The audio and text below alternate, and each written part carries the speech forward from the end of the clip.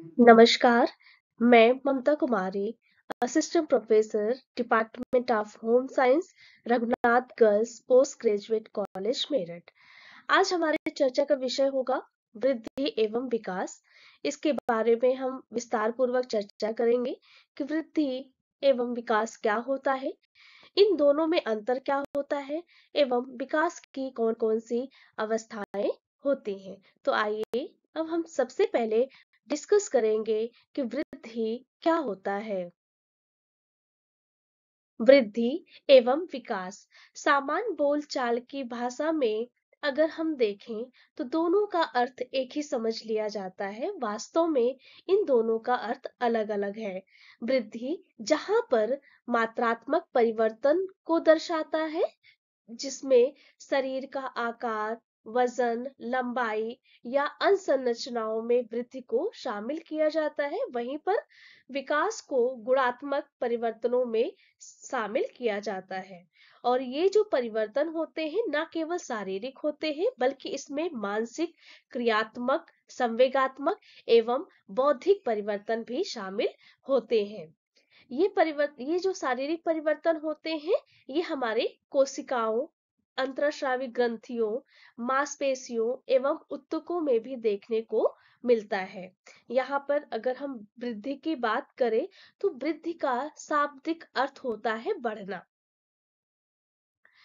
वृद्धि परिणात्मक परिवर्तन से संबंधित है, जैसे आकार में बढ़ना तथा संरचना में बढ़ना।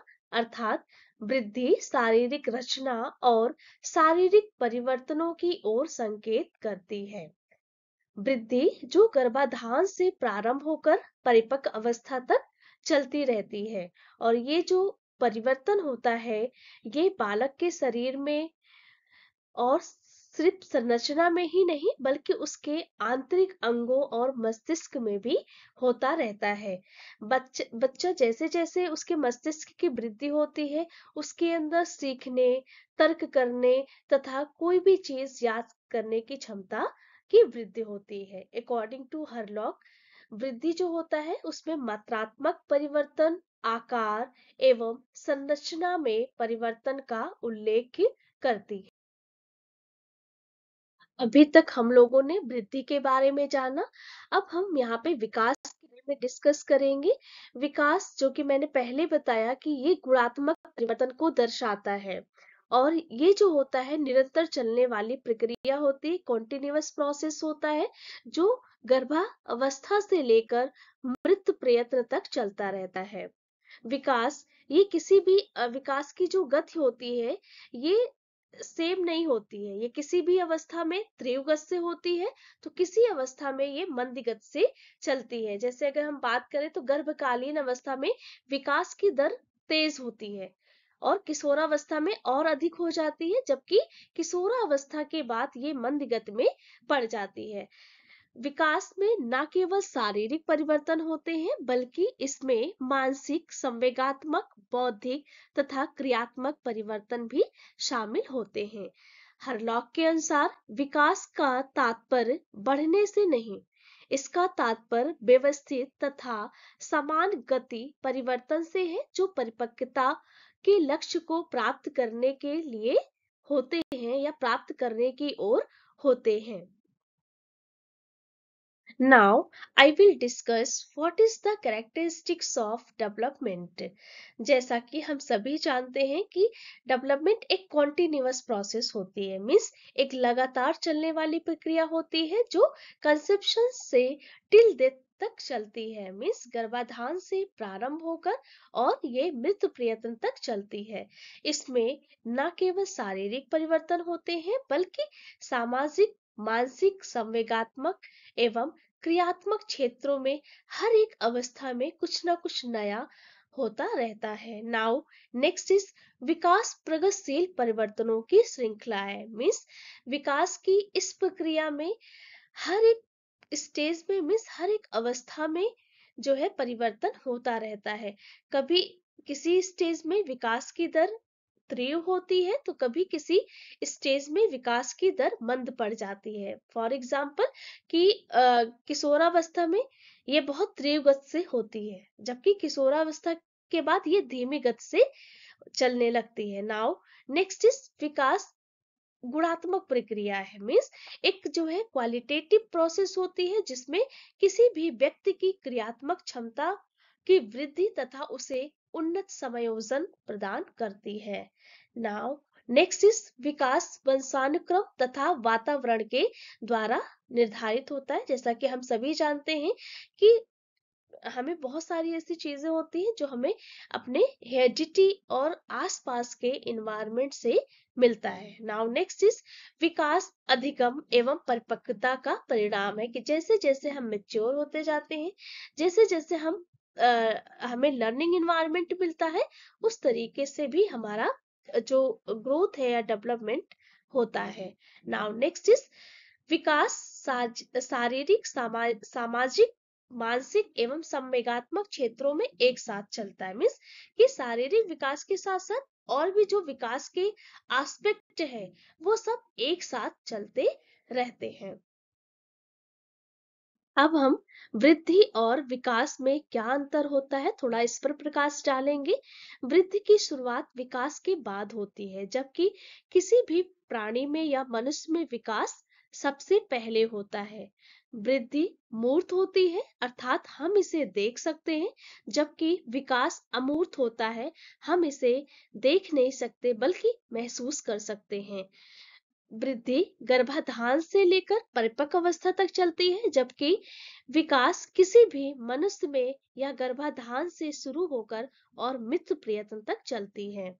वृद्धि मापनीय होता है, मतलब हम इसको माप सकते हैं क्योंकि इसमें जो परिवर्तन होता है वो परिणात्मक होता है, मीन्स मात्रात्मक होता है। जैसे आकार, वजन, लंबाई आदि को हम जनरली माप सकते हैं, जबकि विकास अमापनीय होता है क्योंकि इसमें जो परिवर्तन होता है वो गुणात्मक होता है, मीन्स हम इसको माप नहीं सकते बल्कि इसको अनुभव किया जा सकता है।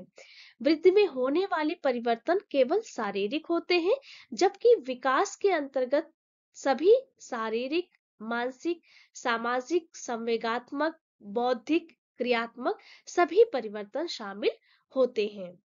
वृद्धि में होने वाले परिवर्तन रचनात्मक होते हैं, जबकि विकास में होने वाले परिवर्तन रचनात्मक एवं विनाशात्मक दोनों प्रकार के होते हैं। वृत्त में जो भी परिवर्तन होते हैं वो मात्रात्मक होते हैं, क्वालिटेटिव होते हैं, क्योंकि हम उनको जनरली जो है माप सकते हैं या हम देख सकते हैं, जबकि विकास का क्रम विकास में होने वाले परिवर्तन गुणात्मक होते हैं, क्वालिटेटिव होते हैं। वृद्धि का क्रम व्यक्ति को वृद्धावस्था की तरफ ले जाता है, जबकि विकास का क्रम व्यक्ति को परिपक्व अवस्था प्रदान करता है। वृद्धि एक सिंपल प्रोसेस होती है, मीन्स एक साधारण प्रक्रिया होती है, जबकि विकास एक कॉम्प्लेक्स प्रक्रिया होती है, मीन्स एक जटिल प्रक्रिया होती है। नाउ अब हम यहाँ पे विकास की अवस्थाओं के बारे में डिस्कस करेंगे। विकास की अवस्थाओं को लेकर विभिन्न विद्वानों का अलग अलग मत है, तो यहाँ पर हम हरलॉक के अनुसार विकास की अवस्थाओं के बारे में डिस्कस करेंगे। हरलॉक ने जो है विकास की दो अवस्थाएं बताई हैं, prenatal stage and postnatal stage. Means जन्म के पहले की जो अवस्था होती है उसको हम प्रीनेटल स्टेज कहते हैं, एंड जन्म के बाद की जो अवस्था होती है उसको हम पोस्टनेटल स्टेज कहते हैं। तो सबसे पहला है प्रीनेटल स्टेज, इसको हम गर्भकालीन अवस्था कहते हैं। गर्भकालीन अवस्था जो कंसेप्शन से लेकर टिल बर्थ, मीन्स गर्भाधान से लेकर टिल बर्थ तक की जो अवस्था होती है उसको हम गर्भकालीन अवस्था कहते हैं। गर्भकालीन अवस्था जो है 3 पीरियड में इसे बांटा गया है। सबसे पहला है पीरियड ऑफ जायगोट, जिसको हम बीजावस्था या डिंबावस्था कहते हैं। ये कंसेप्शन से लेकर 2 सप्ताह तक चलती है। इस स्टेज में मुख्य 4 तत्वों का निर्धारण होता है, हेरिडिटी, वंशानुक्रम, लिंग, बच्चों की संख्या या परिवार में बालक का क्रम। दूसरा है पीरियड ऑफ एम्ब्रियो, जिसको हम भ्रूण अवस्था कहते हैं या भ्रूणकालीन अवस्था कहते हैं। ये तीसरे सप्ताह से प्रारंभ होकर और 2 माह तक ये अवस्था चलती है। इसमें बच्चे के एमनियोटिक सैक, अम्बिलिकल कॉर्ड एवं प्लेसेंटा आदि का निर्माण हो जाता है और बच्चा इसी से ही पोषण जो है लेने लगता है। Now last is period of foetus, जिसको शिशु के जन्म लेने की अवस्था होती है। ये जो है तीसरे माह से प्रारंभ होकर जन्म लेने तक की अवस्था कहा जाता है। इसमें बच्चे का पूर्णतः सब कुछ विकसित हो जाता है और एक वो जो है मनुष्य का एक बच्चे का रूप ले लेता है। Now next stage is infancy period. Infancy period, इसको हम शैशवा काल भी कह सकते हैं या शैशवा अवस्था भी कह सकते हैं, या हम इसे जो है नवजात काल भी कह सकते हैं। ये जो अवस्था होती है ये जन्म से लेकर 2 सप्ताह तक की अवस्था होती है। इस ये इस स्टेज को जनरली पीरियड ऑफ एडजस्टमेंट भी कहा जाता है। Now next stage is babyhood. Babyhood, इसको हम बचपना अवस्था भी कहते हैं, जो 2 सप्ताह से प्रारंभ होकर और 2 वर्ष तक चलता है। ये बच्चे को निर्भरता से आत्मनिर्भरता की तरफ ले जाने का वाला स्टेज होता है। ये इसे डेंजरस एज भी कहते हैं, खतरनाक जो है स्टेज होती है। नाउ नेक्स्ट इज चाइल्डहुड, बाल्यावस्था। बाल्यावस्था डिवाइडेड इन 2 सब periods, early childhood and let childhood. Early childhood, जिसको हम पूर्व बाल्यावस्था भी कहते हैं, ये अवस्था 2 वर्ष से प्रारंभ होकर 6 वर्ष तक चलती है। इस अवस्था को हम और भी नामों से जान सकते हैं, जैसे ये अवस्था प्रीगैंग अवस्था होती है, खोजी अवस्था होती है, जिज्ञासा की अवस्था होती है, अनुकरण की अवस्था होती है और प्रश्न पूछने की भी अवस्था कहलाती है। Now next is late childhood, उत्तर बाल्या अवस्था।